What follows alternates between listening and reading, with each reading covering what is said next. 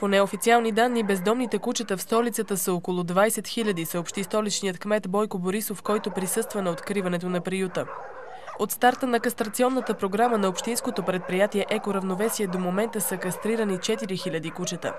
Според кметът Борисов, евтаназията на бездомни животни не е решение на проблема, защото по този начин животните реагират естествено и популацията им се увеличава.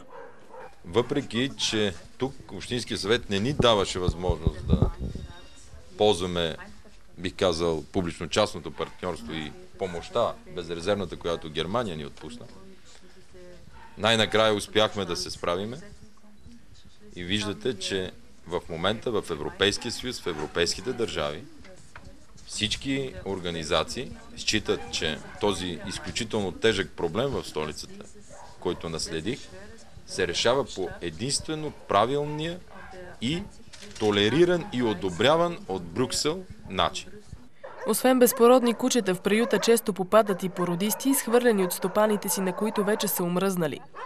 В момента там живеят изключително добродушна питбулка, 2 пудела, бигъл и 2 немски овчарки, които чакат новите си стопани. Какъв е капацитетът на приюта в Лозенец? Значи капацитетът е около 100 кучета, но ние винаги имаме повече кучета, защото просто не можеш да го оставиш на улицата. Още повече, ако е изгонено кучето.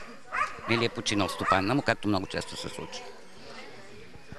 Вие, освен приют, сте и кастрационен център. По колко кучета на ден можете да кастрирате? Може на 10. 15 могат да се кастрират, стига да ги има. Според посланникът на Германия у нас Михаел Гайер, българо-немския кастрационен център Надежда е положителен пример за решаването на проблема с бездомните кучета. И от него трябва да се получат и останалите градове в страната.